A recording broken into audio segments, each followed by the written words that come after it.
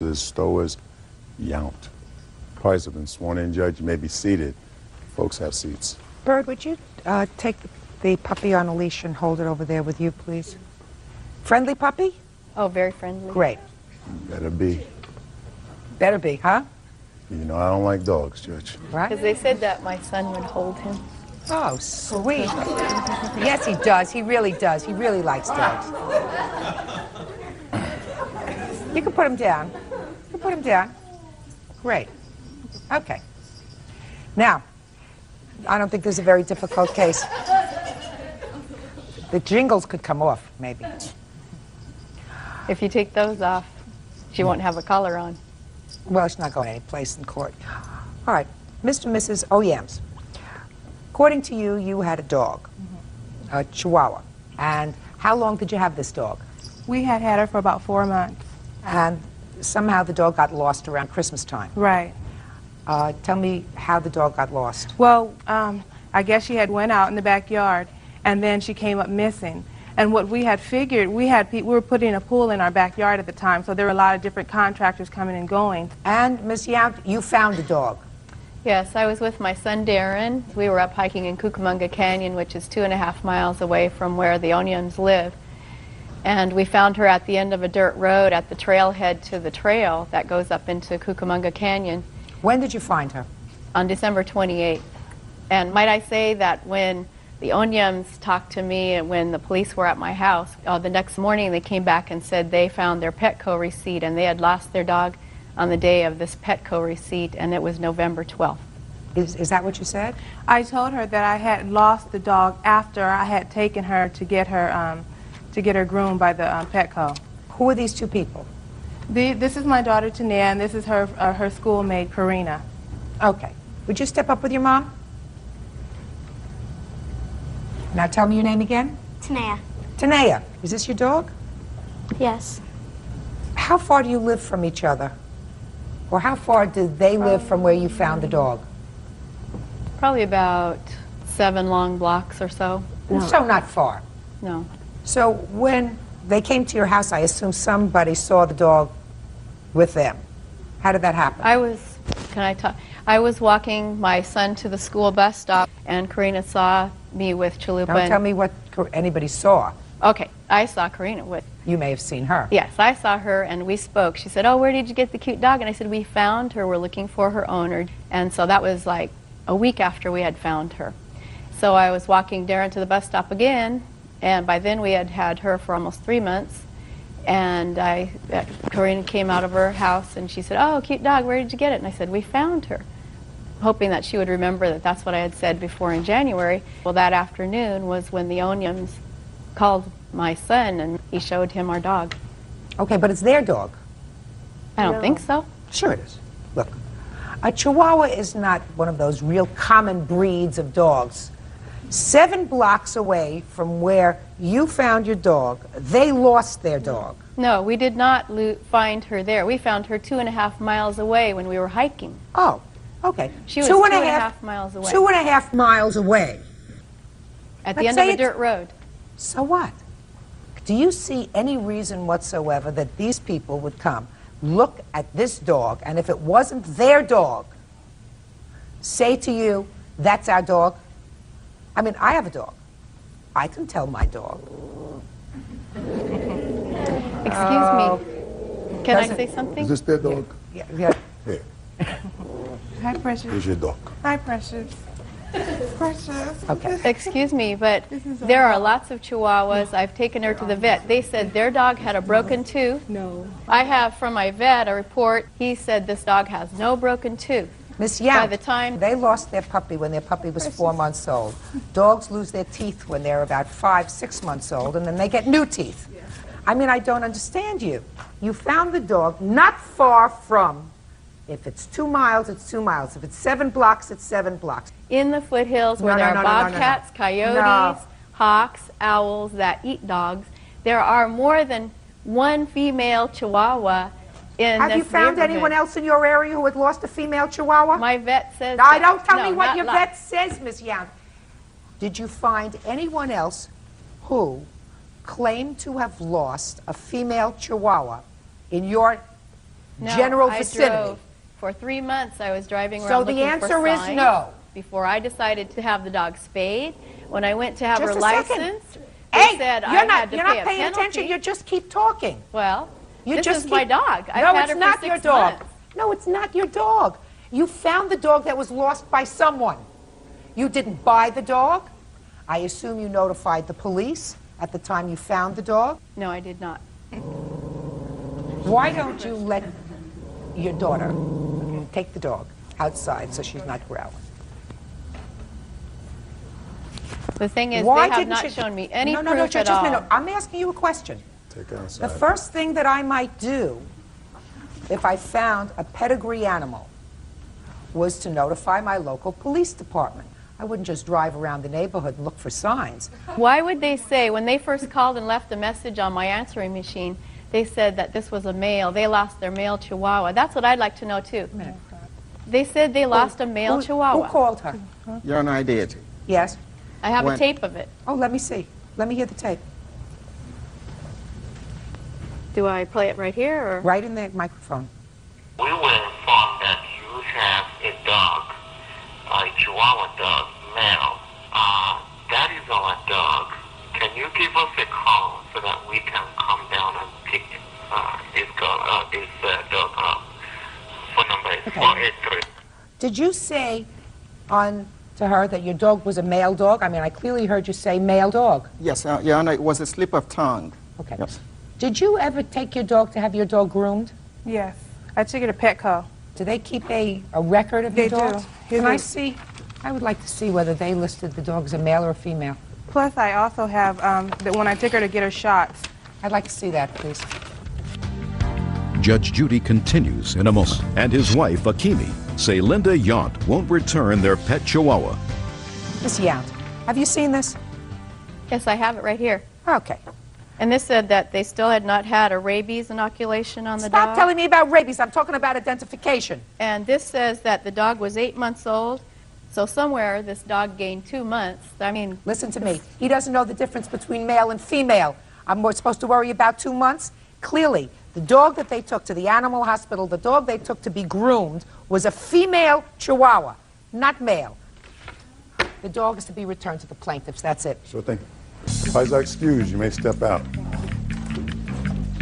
I think that wasn't their dog, because we found her in a canyon.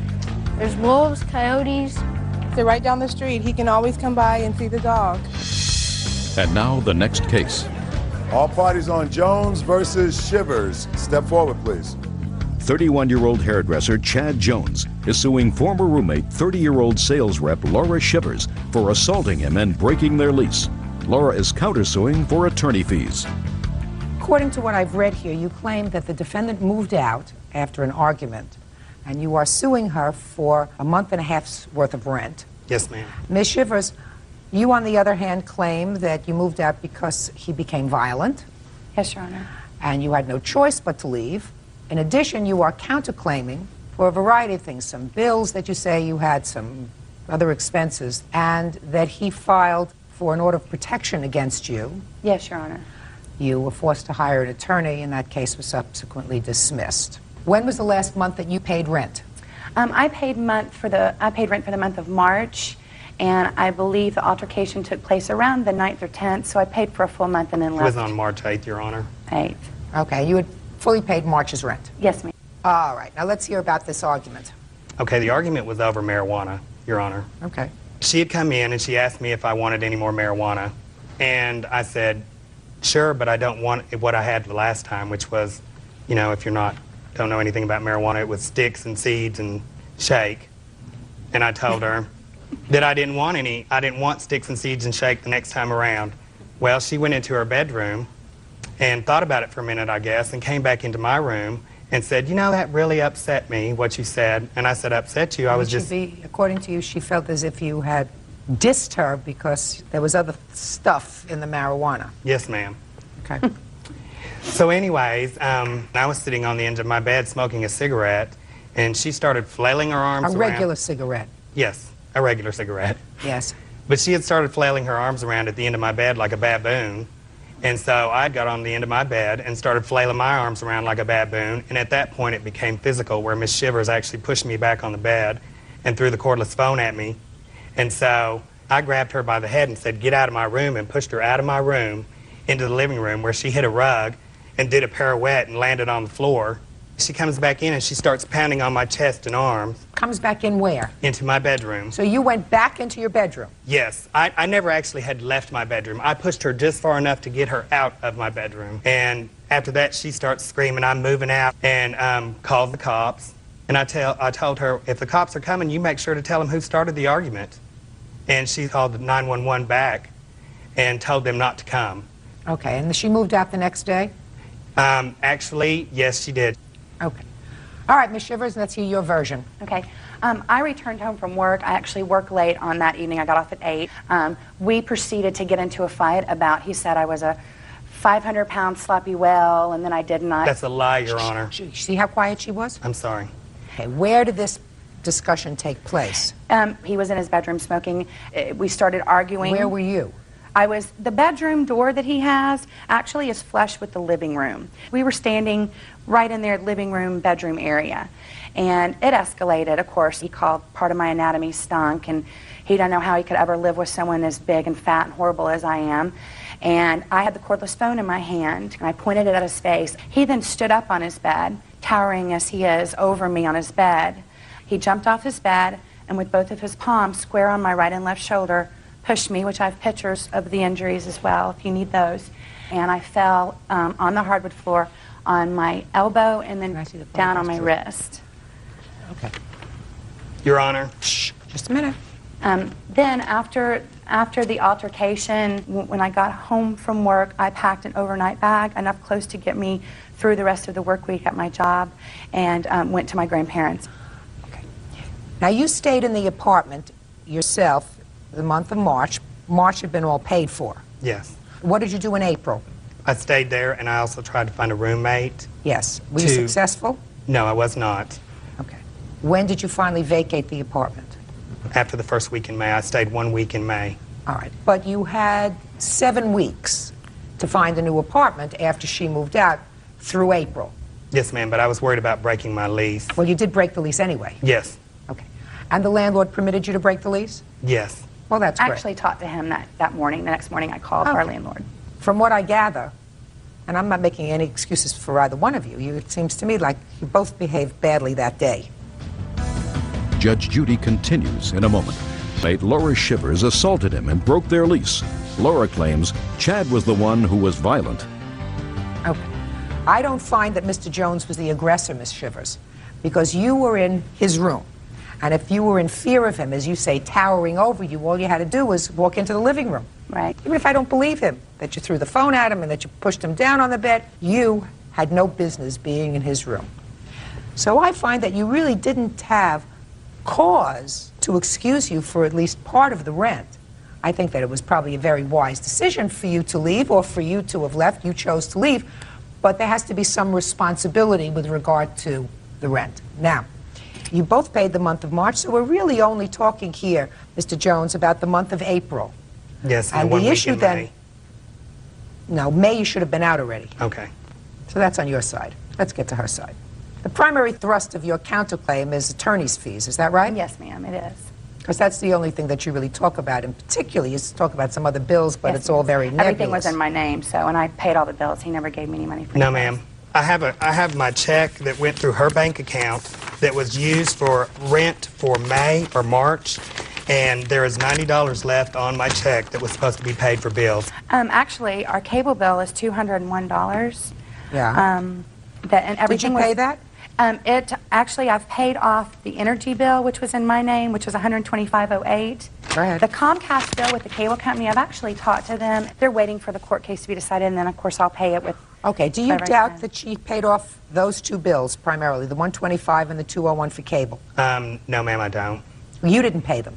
Well, I had $90 from my check that was supposed to pay some bill. Fine, so you'd have an additional $90 to defray the cost of some of those bills. Let's get to the counterclaim. According to what I've read, Ms. Shivers, You originally tried to get an order of protection against him. Yes, Your Honor. I went down the next morning to the prosecuting attorney's office when Stop playing with paper. I went down the next morning to file an order of protection on Mr. Jones. Why?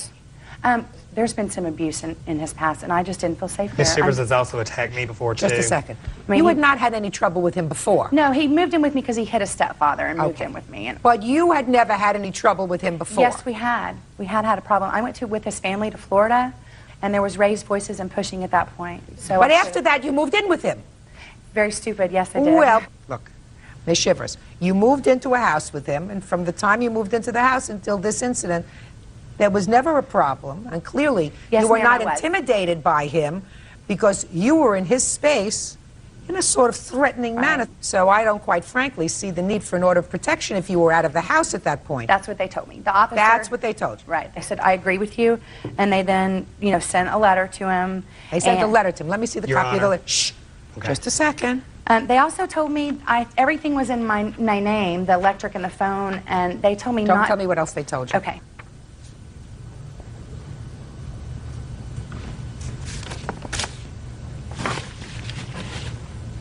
Okay. Now, so Mr. Jones, you get this letter. So you went and filed for an order of protection against her. No, ma'am, I'd already done that. I did that on the 13th of March because she kept calling to my job and harassing me and kept coming over to the house with police officers asking when my schedule was. She needed to know it so she could da-da-da-da-da and do all of Whatever. this. So that you went down and filed for an order of protection against her. Yes. And what happened with your case? I went down there to see how I could have it dismissed because I'd obviously gotten accomplished what I wanted accomplished. She stopped calling me at work. She stopped harassing me. And they said you can either come down and ask for the case to be dismissed or not show. One or the other. So you chose not to show up? Yes, ma'am. Okay. And you hired an attorney for $350? Yes, ma'am. And I have that here if you need I that. believe you. Okay. But, Ms. Shivers, you don't have a counterclaim against him. Clearly, you went first to file for an order of protection. He's got this letter, which is now on file, which is like a little, not a major sword, but sort of a little toothpick hanging over his head, that if he does anything else that you complain about, he could be arrested.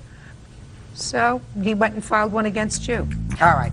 According to my very intricate calculations, Ms. Shivers, you owe him $242 for your portion of 1 month's rent and the bills the remaining bills, having been deducted from that, is $242. So I am entering a judgment for the plaintiff, and I believe that he was perfectly within his rights to file for an order of protection against you since you did first. Have a good day. Thank Thank you. Parties are excused. Case number 137 on the calendar in the matter of Taylor versus McCrary. Parties have been sworn in, Judge. You may be seated. Ma'am, have a seat, please. Miss Taylor, you and Mr. McCrary were high school sweethearts, according to what I read here. You have a 2-year-old child together, saved money together. I assume when you were in high school, decided to rent an apartment together, which was when? That was August of '98. And you signed a year lease? Yes, we did. Is that correct so far? Yes. There was an argument sometime in May of '99. You claim when he moved out, he also withdrew your savings of $1,200, and you believe that he should be responsible for half of the remaining months on the lease. He moved out when? In May. We was together in an apartment for 9 months. So, according to you, he owes 1/2 of 3 months' rent. Yeah. Okay. And what was the rent? $355. Total. Uh-huh. Did you at any time move someone else into the apartment? No, ma'am. A new boyfriend or anything else? No. Did anybody come and stay with you? Somebody came and stayed with me, but his name wasn't on the lease. I don't care whether his name was on the lease or not. Well, he came at the end of the very last month.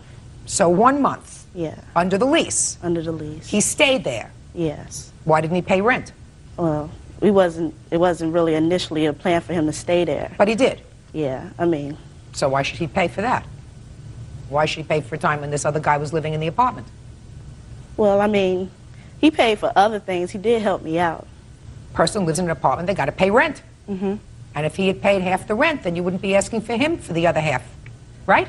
Well, it was only for the final month, and we wasn't planning on moving in together. It's just Who something knows? that Who happened. cares? So it's for 2 months at most. Now, you moved out, sir, because you had an argument with her. Yes, Your Honor. Tell me about that argument. I don't remember the exact argument, but we were arguing ever since we moved in together. And I just got fed up and I moved out. And 2 days later, she threw my clothes out on my parents' driveway. Told me I wasn't making up my mind quick enough, and she told me it was over. And then after things calmed down, she called me up and asked me, could we get back together? And I said no.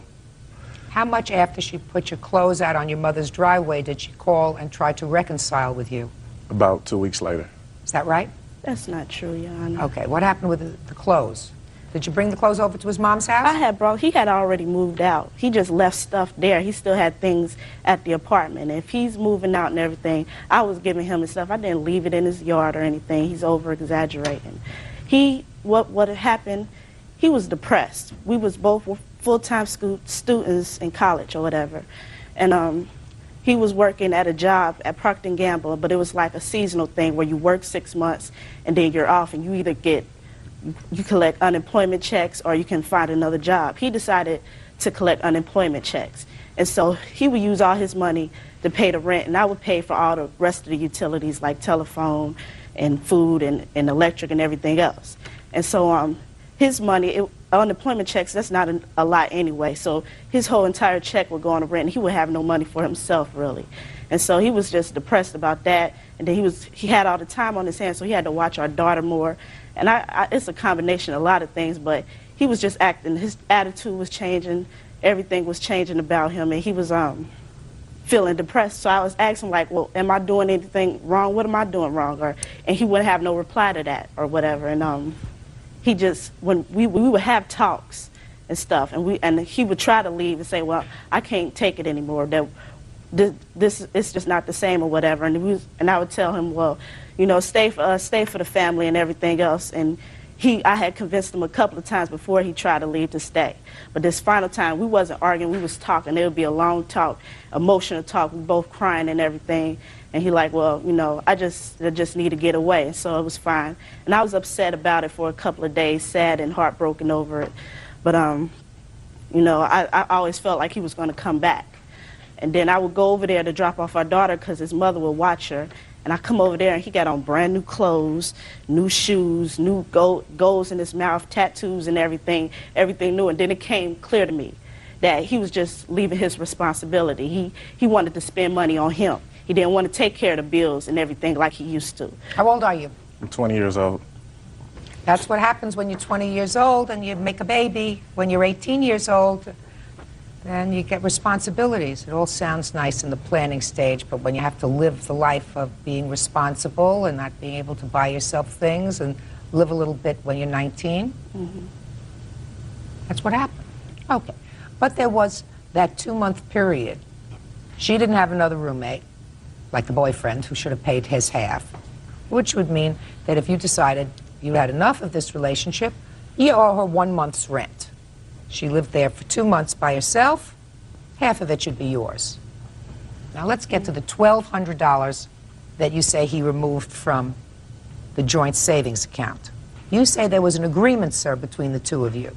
Yes. The agreement was after we moved out, or after I moved out, and we decided that we weren't going to be in together anymore, I took the money out of the bank account. I know you did that. She kept all the stuff that was in the apartment, all the furniture, the bedroom set, the microwave, TVs, VCRs. Was that all paid for? Yes. From what fund had you furnished this apartment? From my previous job at Walgreens. Oh. And hers? Well, at the time she was pregnant, so she didn't have a job, Your Honor. Okay. Is it true, Miss Taylor, that when he moved out, he left all the furniture? He left. It was only a one-bedroom apartment. So one-bedroom apartment has he left a bedroom. The sofa. A bedroom. Was that furnished? Did it have a bedroom set in it? Well, that was his bedroom set from his house. He could have took that. It wasn't. Just a minute. Was that from your house? Yes, Your Honor. Okay, so the bedroom set you didn't pay for?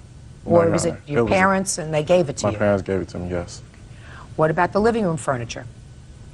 That's what we both paid for from the joint bank account. All the furniture we bought, what we saved from our joint bank account, that's what we used. Well, that's what he's saying. He's saying that he walked out with nothing.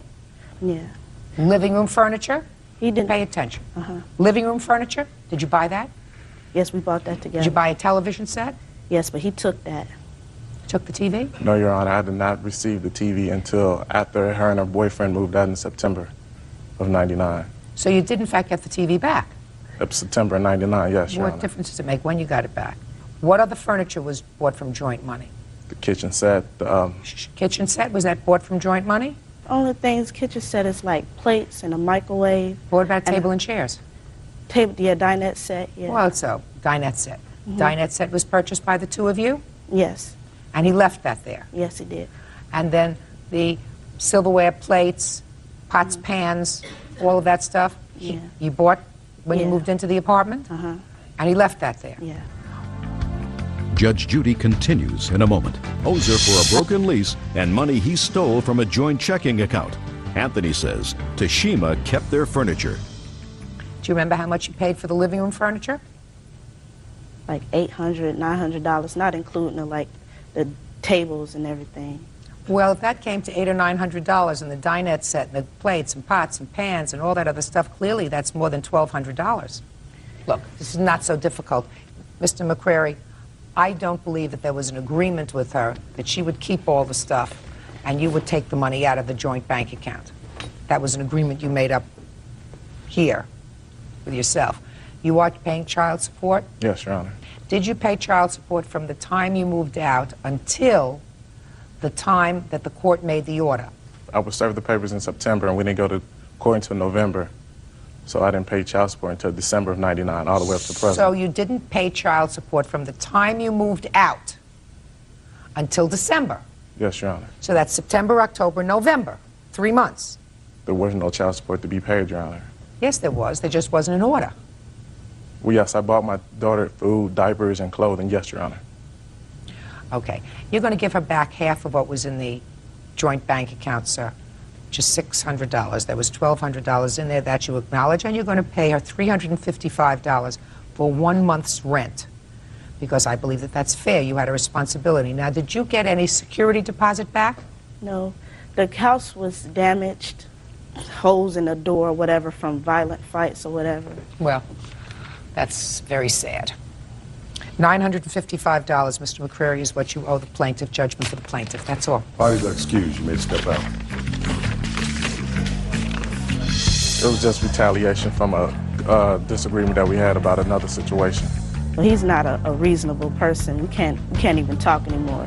I mean, he's still causing constant conflict in my life at this very moment. And now the next case.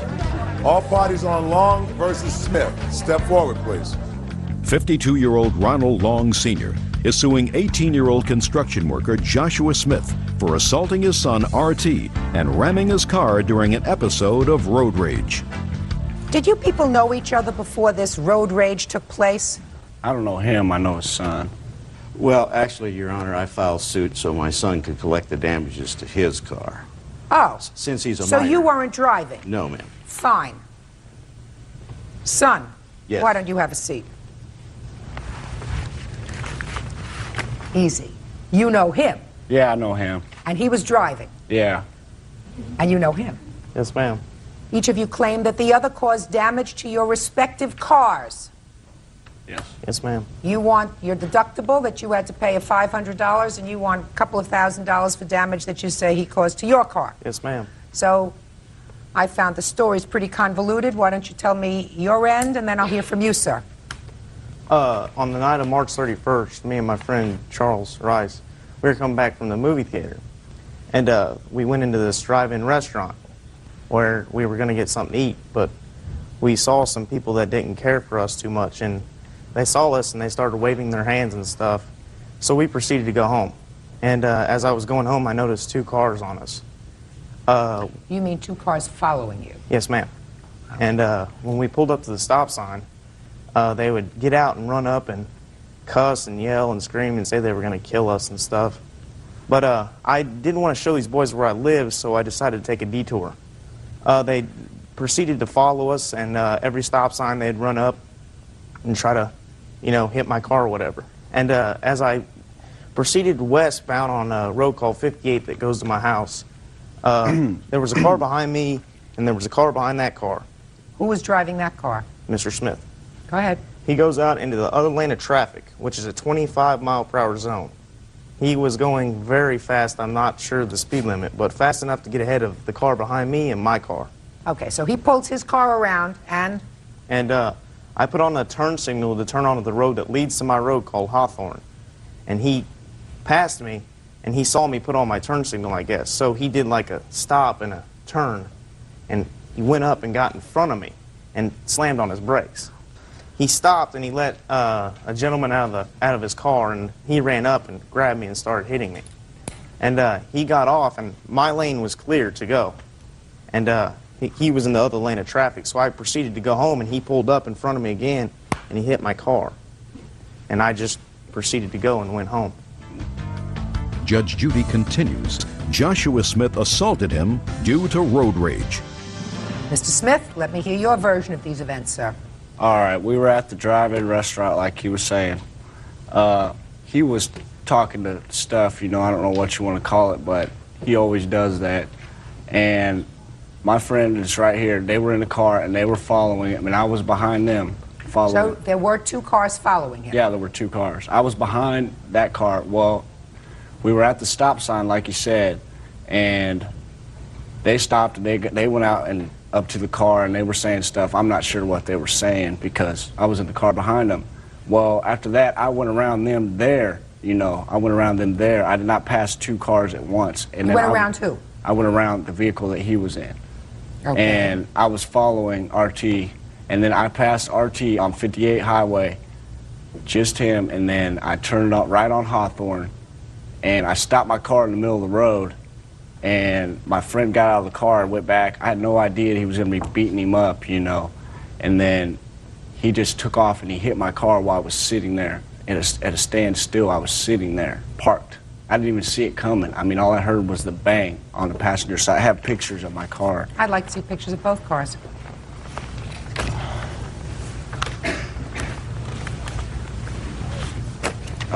As you can see in this photo, there's no way that I could have hit his car by the damage that's done on my vehicle.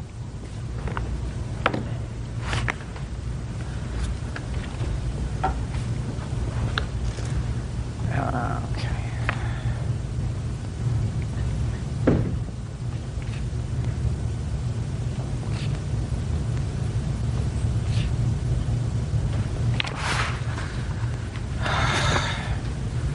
What street does he live on? I'm thinking it's Redbud Street. And do you get there by going to Hawthorne? Yeah. And what street do you live on? I live on North Scott. And do you get there by going through Hawthorne? No. So I am correct, sir, that you were in fact following him, Yes. and that the other car was in fact following him. Yes. Why? Because he talks a lot of stuff that he shouldn't be saying. I don't know. We were trying to figure out what was going on. And how did you think you were going to figure out what was going on by following him? We were going to go see what his problem was. That's what we were doing. And at some point, your passenger got out of the car and went up and assaulted him. Yes. You acknowledge that? Yes. Is that the way you thought that you No. were going to talk to him and find out what his problem was? No, I did not. I thought that my friend was going to talk to him, but it worked out. He started assaulting him. You're going to eat your $500 deductible. I'm going to eat. What does that have to do with my car getting hit? Easy. You were the aggressor because you were following him. He's on his way home. There's no question in my mind that you either meant to frighten him. Certainly somebody did, in fact, they came from your car, assaulted him, right? Yeah. All of that could have been avoided if you just went and ate your burger in the drive-thru. Your car wouldn't have been damaged at all, sir, if you didn't follow him, right? Right. But it wouldn't have been damaged if he wouldn't have just rammed it. And No, it wouldn't have been damaged at all if he... wouldn't have. Listen to me. It would not have been damaged at all had you not been doing the wrong thing. Eat your $500. Let me see the estimates on your damage. What kind of car was this, sir? That's an 87 Caprice Classic. The damage exceeds the price of the car. So what happened? There's two estimates there. There's another one for 2218, I believe. Did you fix the car? It hasn't been fixed yet. The car ain't even worth that. Sticks and stones will break my bones, but names will never hurt me. I want you to leave court today just thinking about those little words. If you don't like what somebody is saying to you, you have your option. you and your friends chose that night to follow him to make trouble, which you in fact did.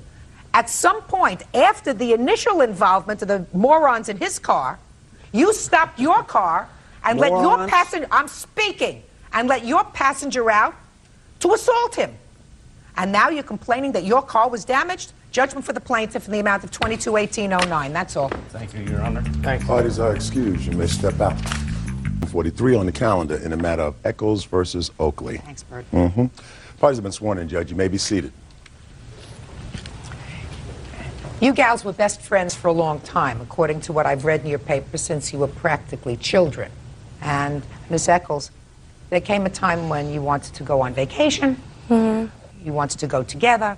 You didn't have any money at the time. You put the entire vacation on your credit card. You claimed with the understanding that the defendant would reimburse you. You went on the vacation. She didn't pay. Right. Okay. When was this vacation planned? Around April of last year, maybe a month before. And where were you going? To Jamaica, the West Indies. For a week? Which she suggested to go. And how did it come about that you decided to go? Well, we had a little breakup at the time. You know, me and her usually break up every 6 months or so. And I don't know, we were driving, we obviously made up driving on Queens Boulevard. She said, let's go to Card and Travel, charge a trip, come on, you're starting an NYU, I'm going to work, blah, blah, blah. I said, all right, no problem. Put it on my credit card because I know you're not working, not a problem. And went right in, she gave me $50 towards the trip. I charged $2,300, she gave me $50, and agreed to pay me back, verbally. Tell me about the conversation with regard to reimbursing you, if there was one. And if there wasn't one, it was pretty much no problem, Vic.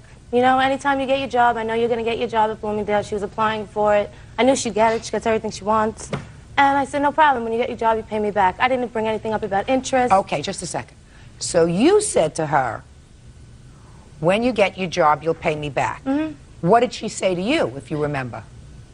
A nod, a yes, okay, sure, no problem, everything. That's how we talk. We were best friends. I knew she would pay me back.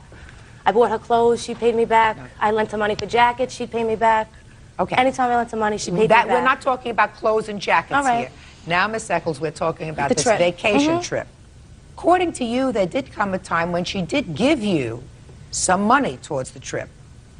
Is that right? $250. When? 4/9, 6/20, 7/14, and 9/19, the year 1999. Let me see. This is all, I kept it on a little piece of paper. No. There's 4 times. She paid me $50 here, $50 there, $100 here, What? $100 there. The reason I put the $50 down was because I was the one that went to the travel agent and booked it, and they needed $50 down. We were the ones that went. Just a We second. went to the travel agent. We didn't go Just together. a second. In September, did you give her $100? Yeah. You did? I did. Not for that. Not for that? No, I gave it to her because she needed money. That's the friendship Here we we had. go. Sorry. Just a second. In July, did you give her $100? I don't remember the date, but yes, I did give her another $100. Okay. So let's hear your version of these events. Okay. During that time, Denise and I were going through graduating college and trying to move forward. We were a little stressed out. I said, I need a vacation. She did. She was my travel buddy. We went everywhere together. We were best friends. I'd give her money if she needed it. She'd give it to me. She did a lot for me. She was there for me when I needed somebody. And she turned around and said, Vic, why don't we book the trip? Let's just do it. I said, I don't have the money for that. And she said, well, I have my loans coming in from school. Don't worry about it. We'll take care of it. At that time, I didn't even know about Bloomingdale's, so as far as me getting my job, I didn't start Bloomingdale's until August, so that has nothing to do with it. So she said, why don't you go? She couldn't come with me at the time. She said, go to the travel agent and get the information. I put the $50 down because I was the only one there. And then she went back and paid the balance at a separate time. We weren't together. I never agreed to pay her back the money. What? Shh. No. Shh. What? What? I'm sorry. Don't say what I'm again. sorry. Quiet. What? I'm sorry. I really am. It was your suggestion to go away on the vacation, according to you. It That's was what you my just suggestion. said. So it was It your was suggestion. Why don't we go away on vacation? I said I needed a vacation. Well, you said you needed a vacation. Neither one of you had a lot of money. No. I had credit, though. She Sorry. had credit. I didn't. Neither one of you had a lot of money, right? Right. That, And you were good friends. Yeah. Mm-hmm. And she was going to college. Graduate school. Graduate school. Yes. September. And you were really good friends. Yeah, we had plans to move out together that August. You were really good friends. Mm-hmm. So I'm sure you were well aware of the fact that graduate school was very important to her. Oh, absolutely. And that school loans usually don't cover all the expenses from school, right? Right. Usually people have to supplement those loans with getting a part-time job and other things, especially graduate school loans, right? Right. So that if she were to take the full $2,300 for the trip, charging your trip as well as hers, and pay for that from her graduate school loans, which she had not gotten yet. Correct. That would have not been a smart thing for her to do as a person who was serious about school, right? She might have been short in her tuition, Correct. right? And you were a very good friend. Correct. So you wouldn't want her to be short on Not her at all. tuition. Nope. And that was the only money she had, right? Yep. So as a very good friend, as you said, you were going to move in together, I cannot imagine you expecting her to not have enough money to pay for her tuition in order to take you on a trip. I wasn't expecting her to take me on a trip. She offered it because You know, we needed I it. just said, you're the friend. I am. Mm-hmm. And I cannot imagine a really good friend for over a decade allowing their best buddy to risk not having enough tuition because they took you on a trip to Jamaica. What I can imagine, May I? Miss Oakley, is the best friend saying, listen, between now and the time you need the money for tuition, I will have started my job and I'll be able to start paying you. Which is why I gave her the money. Which is why you gave her the $200. Well, that's she needed that. it. Just a second. Not to pay back There the trip you because go. she needed it. You just said, which is why then I Because gave she her needed back it. the money. Because she needed it. No, that's not She why. wasn't working. She needed Hey. the money. That wasn't why. Miss Eccles, Okay. does it look as if you're having a hard time before me? No, but there's so much more to this than you can imagine. I'm not interested in I know. so much I more. know. I know, but I just want to tell her. I mean, I read the papers that there was some hurt because one of your grandmothers died. That'd be me. Brain I didn't even get a cancer. phone call. You were hurt because you didn't get a phone call from her. When did your grandmother pass away? Last month. Last month, so you were angry. Well, No, last I'm not month has angry. nothing to do with not paying back this money before that. So you did give her $250 because you thought she needed the money. Because I knew she needed the money. Because her loans fell through, school wasn't working out, and she wasn't working. Oh, well, this may be even an easier case to decide than calling you a bit of a fibber, Miss Oakley. You...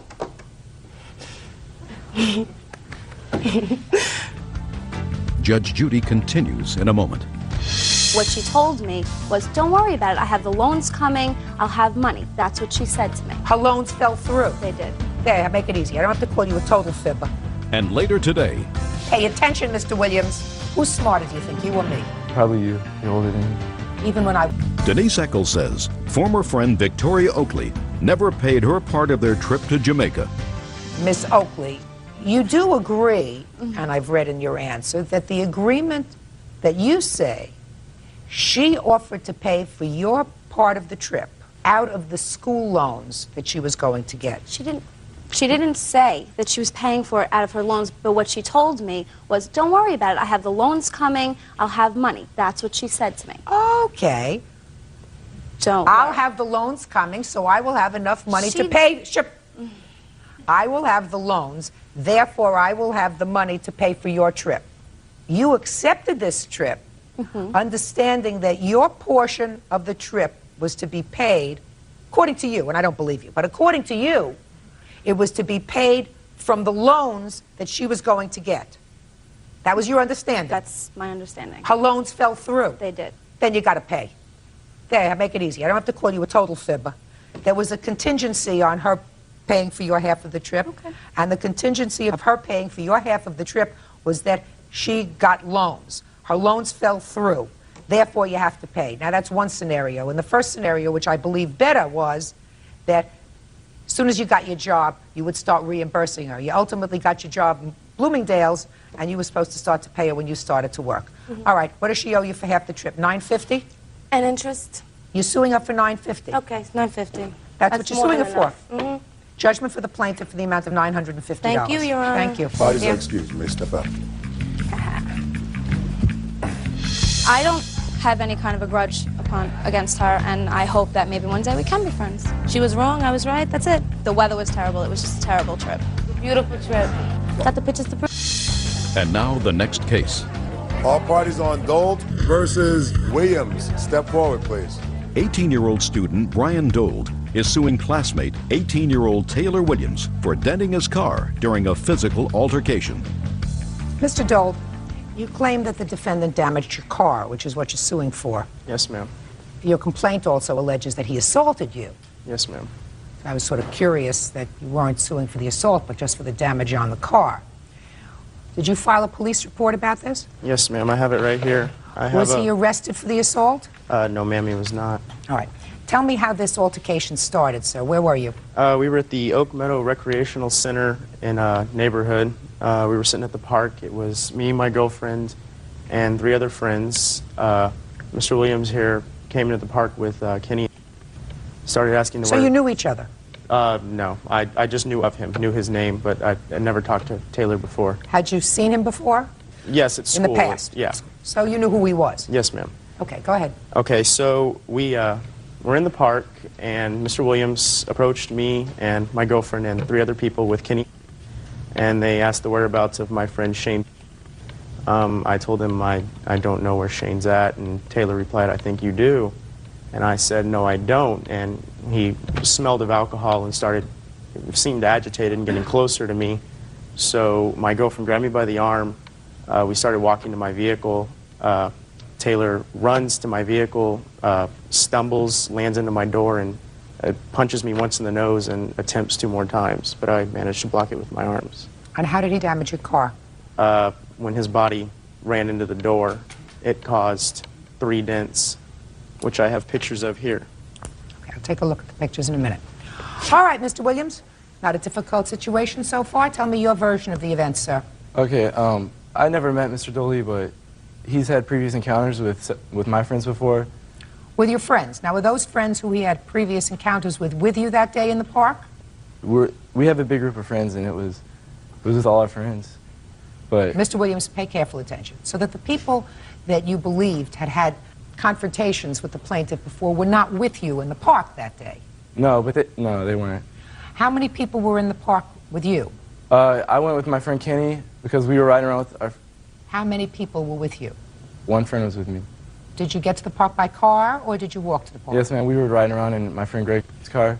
You were with 2 other friends that day, then? Yes, ma'am. Not And one but of 2. Brian's friends called us on his cell phone and was telling us how Brian and his friends wanted to fight us and just talk trash to our friends.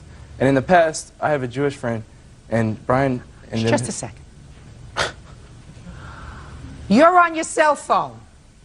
Somebody is telling you that this unnamed person, Shane, wants to fight with you and your friends, right?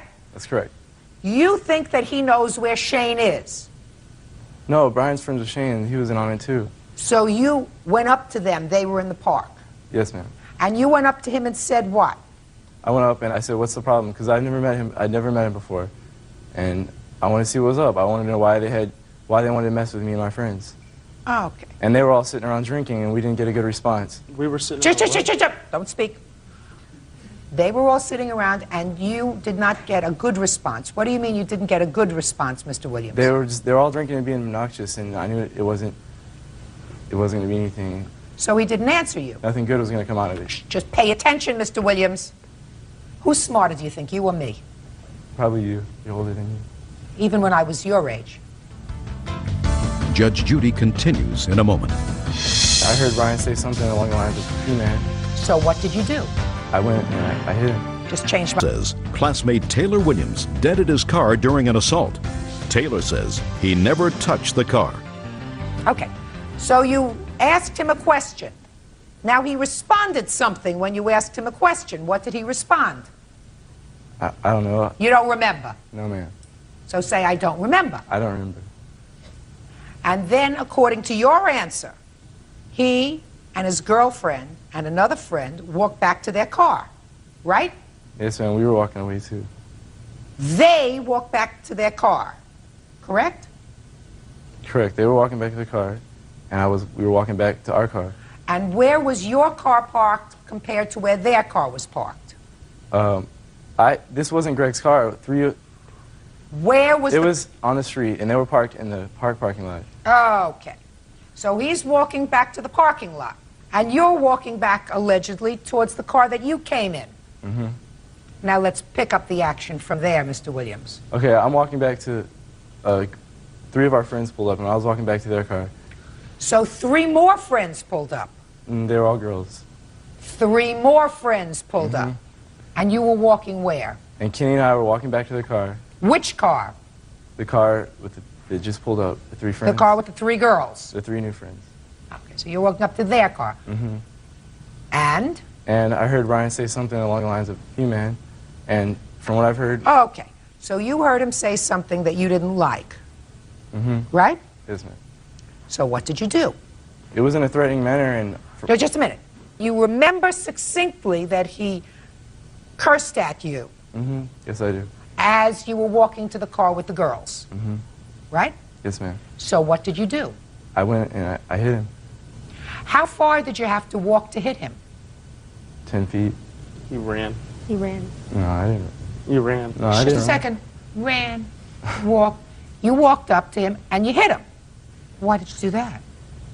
Because everything I've heard about this guy is nothing good, and every time I've seen him and his friends at school, they just stare at me, and that's the whole reason I was there, because they wanted to fight me. So I figured, if he said, "Hey, man," I mean, I know I shouldn't have hit him, but I don't know what this guy's going to do. I didn't know if he was going to He was getting into his car.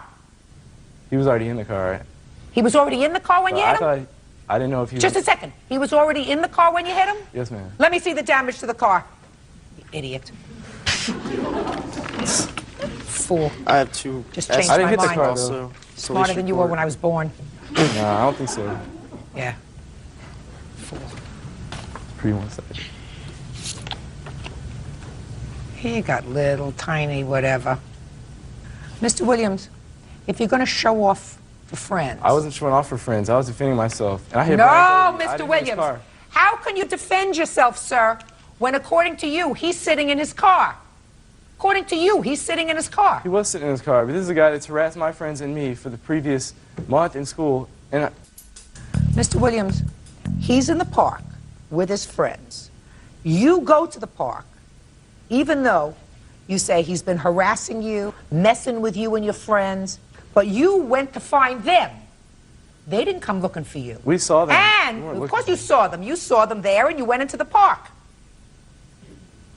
Now, when you got into the park, and after you had words with him that you don't remember, he tried to get away from the situation before it escalated, took his friends to get back into his car. No, he didn't try to get away. We both walked off at the same time.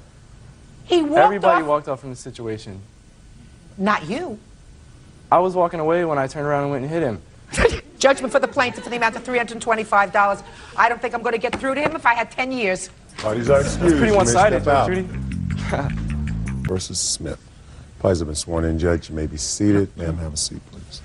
Mrs. Wells, is this your daughter? Yes. Your first name is? Connie. Connie, you were one of a twin. Yes, I was. And your twin sister died. Yes. What was her name? Carolyn. When did she pass? April the 16th. Mr. Smith, you lived with Carolyn for 17 years. Yes, I did. You never married. No, we didn't. Is there any reason that you never married? Yes, we discussed getting married, but for various reasons, mainly monetary reasons, we kept putting it off. She had a kidney condition? She was a diabetic. Okay. She had kidney failure. And she died without a will. And the only monetary property that she had was an insurance policy. And there were 2 beneficiaries on the insurance policy, her mother and Mr. Smith. Yes. How much was that insurance policy? 42. It was for $44,000. The money was divided equally between Dolores Wells and myself. Okay.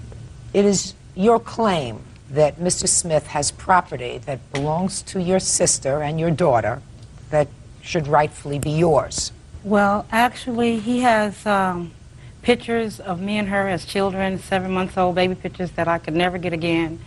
and he has Okay, just 1 second. You have any objection giving her twin the pictures of the two of them as None children? whatsoever. Fine, we've just taken care of the pictures. What else? Well, actually, I just want her personal belongings. Just no. Personal belongings is very, very nebulous. You tell me exactly what it is that you think you are entitled to. I think I'm entitled to her driving license plus a Social Security number card. Why would you want that? Just because for sentimental reasons? No. It's due to the fact because Mr. Smith refused to let me have anything convertible of what she had, and he changed locks, wouldn't even see. I was there, and I was the one that was taking care of her.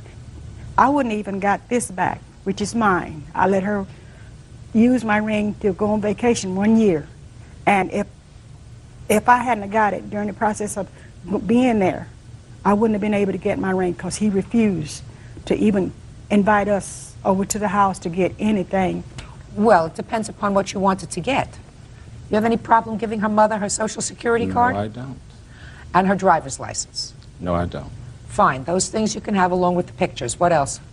Actually, we want all her personal things. You keep saying all her personal things. She had a 1,000 movie collection tape. She had Just a albums. second. No, but just a second. Now you're talking different story. Now you're not talking sentimental things. Now you're talking things that are worth money. These two people lived together for 17 years. He lived on her, Your Honor. Whether he lived on her or not, this is the person your sister chose to live with. You just can't say, I want property. I want all her property. Okay, my problem is, okay, Judge, this man has a double life he's been living. All of a sudden, he went from being a loving person to a person that was vindictive and treating my sister like dog, poo. Miss Wells, let me explain something to you.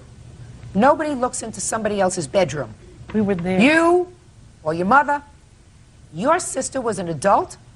She chose this man for 17 years, longer than most marriages. The fact that she is gone now doesn't give you license to look into their relationship and say, I don't like it. Doesn't give you license to do that. It's a very foolish thing for you to do. Sometimes dealing with death, it's easier to be angry with someone, to vent it in anger than to feel the pain that somebody died. So it's very easy to be angry with this man rather than feeling the sadness of your sister's passing. That happens. It's a very natural thing, but it's a very unhealthy thing. So the things that these two people accumulated, irrespective of whose money paid for it, he has in his possession in his home. There are certain personal effects that I can understand you and your mother may want. Well, he told me that I can have all her clothes. Okay, I'm the only one that can fit her clothes, but I mean, he hasn't brought all of her clothes to me. He brought a couple of little items, maybe a jacket or something, but my sister has a wardrobe. Do you have any clothes? Yes, Your Honor. I took 5 bags of clothing and a box of shoes and other personal effects of Carolyn's to them. And Connie told me not to bring anything else because they didn't have any room. When did you do that, Mr. Smith? I did that about a month ago or more. And, is that true? It's true, but... All right, that's all. I don't want to hear but. So he did bring over clothing and shoes. He brought a box of clothes and some material. No, he said 5 bags of clothing. It wasn't 5. He brought a bag of clothing, he brought a bag of material, and he bought the old raggedy shoes that she wore when she died. Come on. You're talking $5,000 here. $5,000 doesn't fit old clothes. What else do you want? My sister had stuff she never wore. Listen to me. Well, I want her albums. You can't have her albums. He already told me I can have them. Then he'll give them to you. I'm not awarding you money for them. What? May I?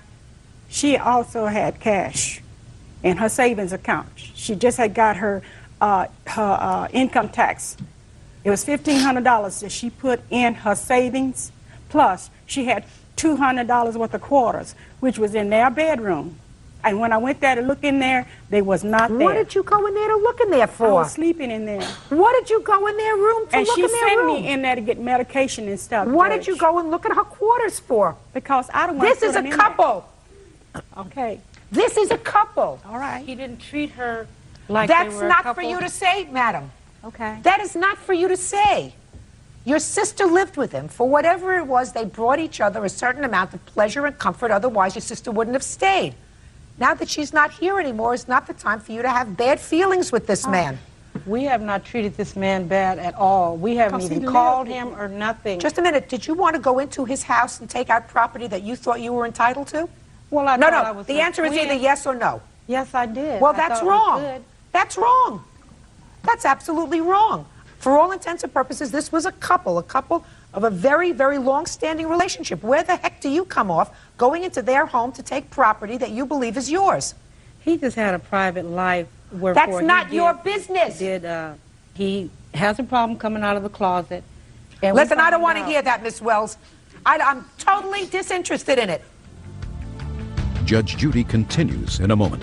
He beat her up. Then she couldn't walk for 3 months. Then she died right after that. You're talking about things. How will that make your deceased sister feel better? And later today, We were all playing hide and go seek, and I tried to push the door open. And you must have pushed it pretty hard. The door on his house got broken. Connie Wells and her mother, Dolores Wells, say Malcolm Smith won't return the belongings of Connie's deceased sister. Malcolm says he's given the Wells everything that was hers. You're not paying attention to me. I'm saying to you, get over it. Get over the anger. Your sister is gone. This man you want her. my sister before she could not even walk anymore. He beat her up. Then she couldn't walk for 3 months. Then she died right after that. We don't know what he did to her. Listen, you're talking about things. See, this you're man- talking about, and you're not this even man- talking this about man- that because you're not this man suing him for it. lived on I'm my sister. speaking. You're not even talking about things. You're suing him, not for the things. You're talking about suing him for $5,000. How will that make your deceased sister feel better? Only reason we sued him is because he brought us Pampers and bed sheets that a week after my sister died, and he could have threw that stuff away, but he brought it just to be funny. And plus he know where I live. It was a letter addressed to me that came to his house. He opened it. This is it right here, y'all. Let me say it. Was this all before or after you tried to get into the house when he changed the locks? We haven't tried to get in the house. He changed it the moment she died. Okay. He bought a new car, you know, This is Carolyn's. Just a second. This is Carolyn's disability check, the last one for 4 days. So they said the last one goes to the next of kin. Fill out and sign the back for Carolyn's last check. What does that mean? Did he send you the check? No. He sent her the paper to fill That's out it, what he that said. she had to send to the unemployment office or the disability office. That was inside the letter that he sent to my mother. Fine. So did she send the papers back? Yeah. But I haven't got no information from Just it. a second. Fine. That's not his fault. He sent you the form, and he told you what to do on the form. He opened said, her fill letter. it out and sign it and send it back for Carolyn's last check. What's wrong with that? The letter that came to my mother was in her name, her address. It wasn't his to open like he did. The letter that she's referring to was addressed to Carolyn Wells, to our address. And I opened to look at it to see what it was. When I realized what it was, I wrote that little note and mailed it to her. And I don't see nothing wrong with that. There is nothing wrong with it, Mr. Smith.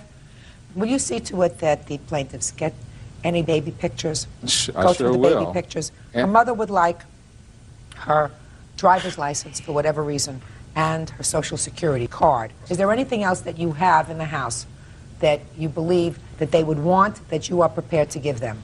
I'm prepared to give Connie record albums, like she said. Fine. That are already boxed and ready to go, and more clothes of Carolyn and personal effects. What personal effects? Like jewelry, cosmetics, female personal effects. Okay.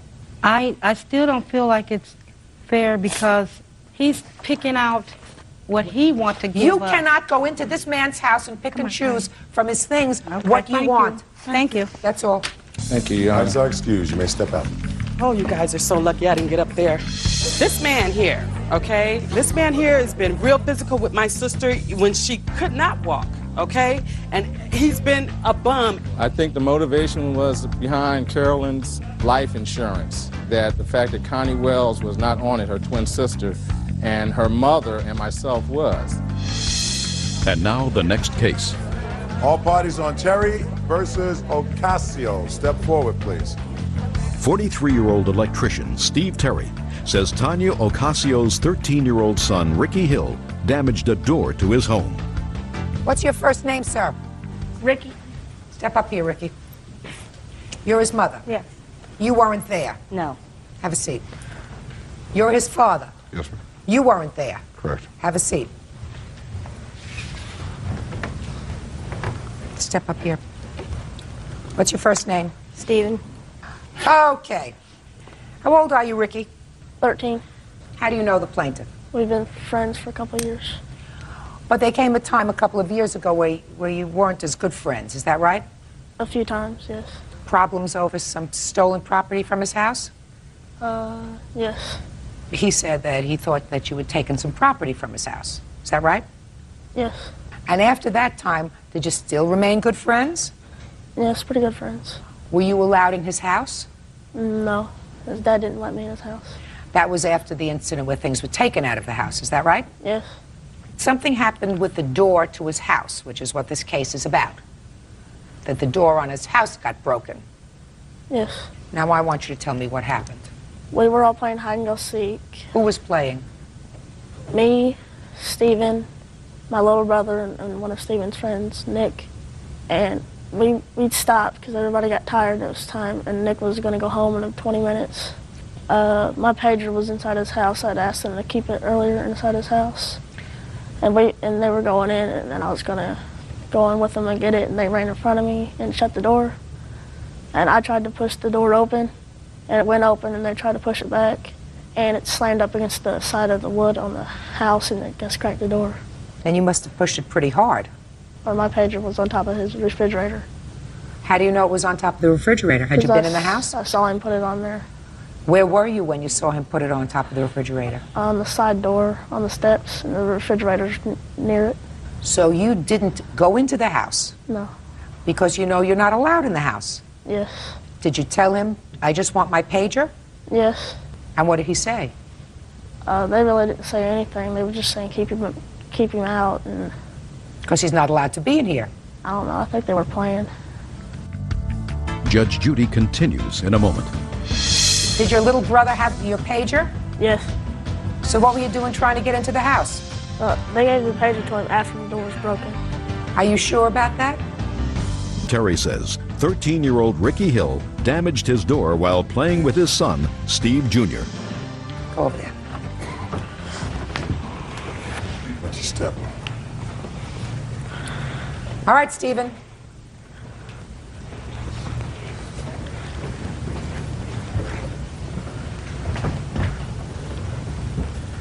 Let's see what happened.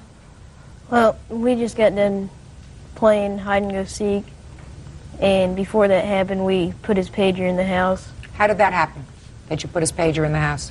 Well, he said he don't want it to get broken when he was hiding or something, so I put it on top of the refrigerator.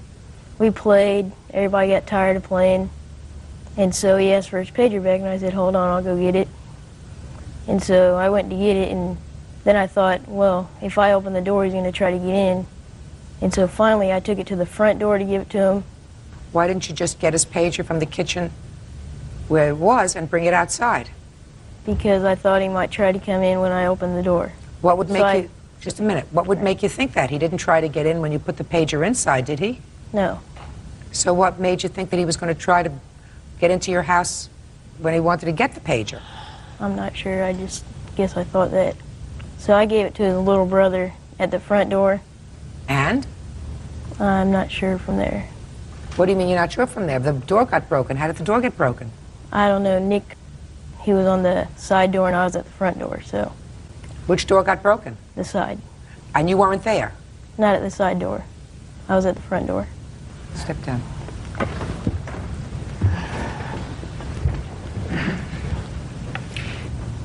Did your little brother have your pager?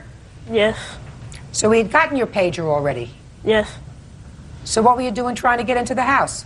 They gave the pager to him after the door was broken. Are you sure about that? Yes. Stephen, do you think that there was a lot of playing around here? Think you were all... I'd probably say yes about that. I think so too. Now, who was at the side door when the side door got broken? My friend, Nick. So you weren't there? No. So you don't know who was pushing and shoving, right? Right. So, wouldn't you say that both of you were responsible for that? Right?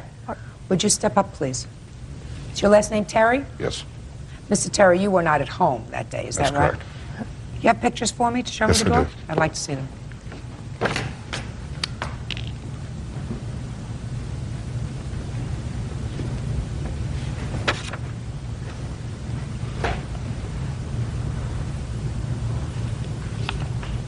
You have estimates on the door? Yes.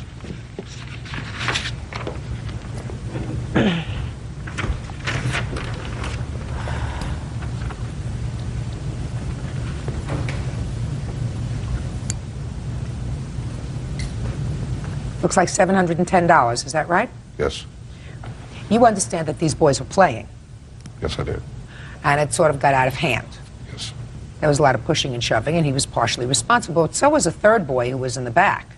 So everybody was sort of involved in it, and your son is very honest that he wasn't at the back door. He can't tell me what happened at the side door. The defendant is mostly honest. Play around, sometimes things get broken. You want to say something? Yeah, I just wanted to ask Stephen, the door was already broke prior to any of this happening at all. Yeah, but he broke it more. He wanted me to pay the entire thing because he's remodeling But his now home. you're not going to pay the entire thing. You're only going to pay $236, which you offered to pay at the beginning, correct? Correct. Good. It was the right thing to happen, but first you had to get all the facts. Right. Judgment for the plaintiff in the amount of $236, that's all. Parties are excused. You may step out. Case number 58 on the calendar in the matter of Berquist versus Berquist. Parties have been sworn in, Judge. You may be seated. Folks, have seats. Miss Berquist, the defendant is your mother. Correct. How old are you? 19. According to your complaint, you needed some help in purchasing a car. Correct. And your mother agreed to help you with the purchase of the car. She was the co-signer? Correct. When was that? When did you purchase the car? December 9th, 1999. So you were over 18 at that point? Correct. And the car is in your name? It's in me and my mom's name, yes. Who put down the down payment? I did. And how much was the down payment? I traded in my car that I had. They gave me $1,500 for it, and then I put $200 cash. So far, is that correct? Yeah, that's pretty much correct. And then according to what you've written here, your mother took back the car. Correct. And you don't have the car anymore. No, my sister's driving it. You took back the car and gave it to your other daughter. She thought that she could make the payments on it, and... You took back the car and gave it to your other daughter? Yes. Okay. When did you do that and why? Tasha was late with her first payment. She quit her job that she had about 2 days after she'd got the car. And she didn't show me that she was going to be able to make the payment. She got ill. She had to go in for emergency surgery. And she left the keys on the counter in the kitchen when she went to the hospital. I took the keys and had them with me. I went to work, and I worked 10 hours. I'm gone 10 hours of the day. She came when I was at work and took all of her belongings.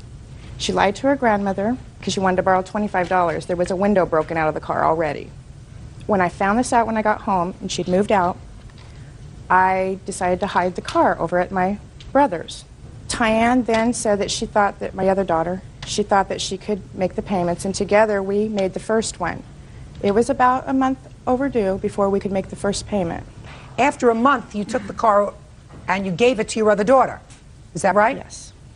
Do you have the car now? Yes, I do. Are you making the payments on the car? I'm behind right now. Well, how much behind are you? A month. And what about the insurance? I don't have any. I asked Tyann to, at the very least, put a for sale sign in the window if she's not going to bring it back to me, so that we could try to sell it, you know, because if I... You're absolutely right. But you can't take her car away without giving her back her down payment. Do you understand? If you took the car after a month, she's out her $1,700. It didn't go exactly like that. Okay.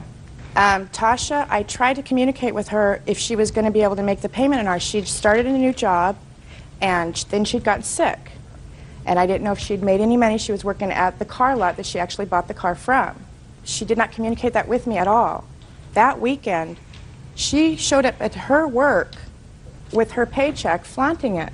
She never came to me and said, Mom, I've got the money, or anything. I was just protecting my interests. Where is the car now? You have it. She's got it. Won't Are give it you back. living with your sister? Yeah. I know. Just a second. Oh, this is very easy. You have a job now? Not right now, no. Well, how could you make the payments if you don't have a job? The reason I don't have a job is because I'm going to Colorado at the end of this month, and I'm going to be gone for 2 weeks, so I can't really start a new job and then just leave. So I was going to get a job once I came back. Well, who's And supposed to make the car payments? my sister, she's been making them, and How many car payments did you make altogether? 2 of them. You made 2, and you've had the car since when? The end of February. And I made the rest. I'm going to resolve this case very easily. She doesn't have a job, so she can't make the car payments, right? Right. Well, I can get the money. That's not a problem to do it. Where are you going to get the money from? As From my her? boyfriend? No, my boyfriend. What? I was Yeah. willing to make the car payment for her. As a matter of fact, and she made the car payment on my other car. So that I could use, mean, so I had a I'm- car to drive. I was making it You're on the his. boyfriend. Yes. Right. You're the boyfriend. Fine. So you have good credit? It got bad in October. That's a whole nother issue. Okay. I'm going to resolve this for your mother because your mother did a very, very foolish thing. Yes. Well, Because she co-signed for you. The car is titled in your name. The car is titled in her name. The loan, they would come after her clearly in the event that the car, right? They no, would- I actually talked to them, asked them if I could get off the loan and everything, and I said, now as far as coming after the payment, they said they're going to come after me first. Yeah, but you don't And have then- any money, so then they're going to come Right. after your mother. Everything is in my name only. I mean, she is on it, but I have everything. papers that show that I Doesn't signed make any and everything. difference. Let's say that you co-signed for the loan, so they come after you and they say, give us our money, and you say, I don't have any. No, I could get the money. That's not a problem. I'm getting a job at the end of the month. I had all the money to pay for this Fine, car. so this is your boyfriend, you're driving his car. Right. Right? And I've been paying on that car. But you didn't make the first payment. Right, because I didn't have a chance to. I got real No. sick. Here, I understand that. The bank doesn't care whether you Oh, have I a know. chance to. I know. Ms. Berquist, the bank doesn't care. Judge Judy continues in a You moment. don't have a car, you don't have a car, and you don't have a loan. Because you don't have money, and you don't have a job, and you got the loan. Do you understand? And later today, You paid the bills in November? Yes. In October? Yes. In December? So you decided to stick it to him for January. That would sum it up very well, Judge. Berquist says her mother, Melody Berquist, illegally repossessed her car. Miss Berquist, this is what we're going to do. You're going to give the car back to your mother. Today! You are going to sell the car. Thank you. If you don't get enough from the sale of the car to cover the loan, okay, you can come back. Okay. That way, you don't have a car, you don't have a car, and you don't have a loan. Because you don't have money, and you don't have a job, and you got the loan. Do you understand? So the car is to be turned over to your mother today. You got it? I got it. You understand? You sell it. I will. That was my plan. Perfect. That's all. Thank Well, you. he's not excused. You may step out. Where do I go? This way. I'm not pleased, of course. I didn't even get to get all my stuff. I feel bad. I love my kids, you know, that's why I did it. And now the next case. All parties on Graham versus Graham. Step forward, please. 47-year-old contractor Brian Graham is suing his ex-wife, 47-year-old registered nurse Cheryl Graham, for unpaid bills and the deposit on a car. Cheryl is countersuing for pain and suffering and harassment. Mr. Graham, you and the defendant were married for 12 years, according to your complaint. Are you currently divorced, or are you still married, legally We married? are divorced. Okay, and what year was your divorce? It was final about 2 months ago. When did you separate? September/October 1999. And you got an order for spousal support, is that right? Yes, ma'am. And you say, Mr. Graham, that you had an arrangement with your now former wife that she would be responsible for certain bills. And when she did not pay those bills, you deducted that, because you paid the bills, from the spousal support. That is correct. And then you went back to court, and the judge told you that since it was an order for spousal support, you could not deduct the amounts that you claimed because judges don't like it when anybody else fools around with their orders.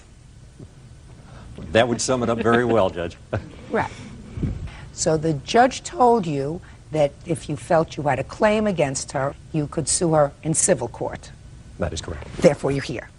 Now, you see what I managed to glean out of these 5 pages of papers that you wrote? You are so good. The only thing that was not clear to me, Mr. Graham, is what specific items you are claiming you had an agreement over with your former wife.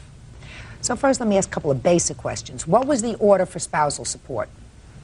The order that I was to pay after paying for the car would be a cash payment of $330.20 per month, plus an amount for making up on a cash out for the house. And that was on or about September of 1999. The order began as of March 1st of this year, 2000. So there was no order prior to March 1st? That is correct. Is that right? According to the settlement, it was February 12th when I moved out is when he was to start paying support. Can I see that, please?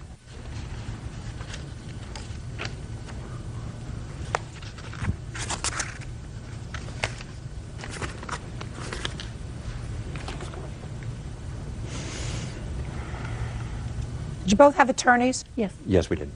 Don't know the magic words of keeping it simple. Husband shall pay to the wife, as for spousal support, $625 a month, commencing on the day that the wife moves out of the residence. She's supposed to vacate the residence March 1st, 2000. Did you move out of the residence on March 1st, 2000? I moved out on February 12th. Okay. Did you make payments of spousal support, sir? No, I did not. Why? We had a Dodge that was coming up to the end of its lease in December. I knew that a car would be needed for transporting the children and these were Cheryl. your children? Yes, correct. These were your children that he raised over the 12 years with you? Yes. Yeah. So I agreed that when that lease was up, I would purchase the car. And I said, but I don't have the down payment. That's when she agreed to pay $800 toward the down payment of that car and the auto insurance. Those would be deducted from the spousal support. Okay, so you made a car payment of $800 and the auto insurance payment of how much? $227.66 for that period of time, Your Honor. This is the written agreement that Cheryl gave me prior to that time, saying that she would pay $800 plus the auto insurance out of the spousal support or settlement order. We have more. The next item is the utility bills. Now, I moved out of the house in October of 1999, leaving Cheryl and the children staying in the house. Through the time we actually signed our final agreement, our final settlement agreement, Cheryl did pay all the bills. It seems, though, that on the day we signed that agreement, all payments of those bills stopped, and that was early in January. And then when she moved out, I moved back in, and I started getting bills that had not been paid, bills that were delinquent. They included the telephone bill, the gas and electric, water and sewer. The cable bill had not been paid. So that makes up a total of $778.26. Did you pay those bills? No. Tell me why. He did not move out of the house. And my daughter and neighbor know that he was there daily. He was there every morning to take my son to school. He came and worked in the house. He works for himself. A lot of the tools are in the garage. He was there daily working on projects for jobs. He used the shower. He used the house. All he did was go spend the night with someone else. He was sleeping elsewhere. Right. And you did, in fact, Miss Graham, pay the bills prior to January. Yes. You paid the bills in November? Yes. In October? Yes. In December? Yes. Was he showering, picking your son up from school, using his tools in October? Yes. In November? Yes. In December? Yes. So you decided to stick it to him for January? Judge Judy continues in a A wonderful father for 12 years. Someone does not just become an ogre, but he has gone from, we'll make this a civil divorce, to I'm out for blood. Brian Graham says his ex-wife Cheryl Graham owes him for unpaid bills and a car deposit. Okay. Let's hear you. In August, before he told me that he wanted a divorce, we had discussed how we were going to handle bills and saving money for future and that type of thing. And I had agreed then to pay the bills. And I continued paying it until it occurred to me that we didn't have a future, and my contributing towards his future didn't make any sense. No, but you and your children were living in the house. So was he. No, he wasn't living there. He was doing the same thing that he was doing in September, October, November, and December. The fact that you decided to change the rules, because that's what you said. You had agreed with him that you would pay the utility bills while you were there. That was before he asked for a divorce. You had said to him, I'll pay the utility bills while I'm here. No, I don't believe that's what I said. But that's what you did. Can I make a comment here? Sure. I got the order for him to pay me all the arrears, and he was to pay me that on May 16th. He did not do that. 3 days later, he went and he filed this suit for just about the same amount. Several days after that, he canceled my car insurance. And when we did the settlement agreement, I didn't go after half of the business that I could have, because I was trying to keep it as a semi-civil thing, since there were kids involved and we'd known each other for 30 years. Ms. Gray, you clearly had an arrangement with him that you were going to take over and pay for the utility bills while you were there, and you just decided in January, because you were going to be moving out in February, the hell with him, let him deal with that when he moves back in, which is really what you said to yourself. Sir, you understand now that you cannot resort to self-help in modifying a judicial order. I'm sure that the judge made that abundantly clear to you. There is no doubt in my mind, Your Honor, that was inappropriate behavior. Okay, so you can't do that. I gather, Mrs. Graham, that since you said you've known each other for 30 years, you did have a marriage in between because you have 2 children. It appears to me, at least, that Mr. Graham has been a reasonable and concerned step-parent to your children. He was until August, yes. Do your children have a relationship with their father? He died. He died. Before Brian and I got married. So that what the children know is this person as their parental figure. Right. And that's not how he is behaving. Well, there are always bad feelings when there is a divorce. I'm sure that there are hurt feelings on both sides. You know, it doesn't sound like a total cad to me. I mean, he did in fact say to you, you keep the car because you're going to need the car to get the kids. You just said to me that he would come back to the house to drive your son to school. He was maintaining an illusion that he was living at the house. He had to come back to get his clothes. He had no clothes there. That doesn't require him taking your son to school. Like you said, he'd treated him as a son for 12 years. Well, that's a nice thing. That's a good thing. That says to me that he's not an ogre. You're her daughter? Yes. It's just very unfortunate that when a marriage breaks up, there are such bad feelings. You know, I mean, if he was a good person for 12 years, he doesn't all of a sudden become a monster. Just remember this. There are always 2 sides to a story. May I say something, please? Sure. I have requested from my mother that I be shown any documents in the way of letters or court papers that she has in which Brian has sent to her. And you said, yes, he was a wonderful father for 12 years. Someone does not just become an ogre. But it has appeared to me that he has gone from, we'll make this a civil divorce, to I'm out for blood. Okay. How old are you? I'm 16. Okay. The first thing is loving parents do not share with their children the particulars of a settlement agreement, and I don't care whether you're 14 or 12 or 6. It's an inappropriate thing to share with a child details of financial arrangements. And right now you no longer even enjoy the legal relationship of stepfather, step-parent with Mr. Graham. That's unfortunate. What about your brother? My brother at the moment is living with Brian at the house. So your brother is living with the plaintiff? Right. How old is Brian? My brother is William. How old is William? 18. What is William doing? In fact, he's graduating high school tomorrow, I hope. He is. Okay. And you see your son regularly? Yes. But you don't visit? No, I don't visit with Brian by my own choice. Okay, well, that's your choice. That's unfortunate. In any event, I am entering a judgment for $2,171 in favor of the plaintiff. Can I get you to order him to follow the settlement agreement where he was going to be keeping the car on the insurance and taking the insurance payments out of the spousal support? I don't understand, Mrs. Graham, why you wouldn't want to have total control over your own money. Now, if what you're saying is that instead of giving you the money, he should deduct it and pay it himself, that seems to me to be foolhardy. Put a period and end it. Well, that's what I'm trying to do. Good. That's He all. won't go Thank for you, Your it. Honor. Parties are excused. You may step out. Told you.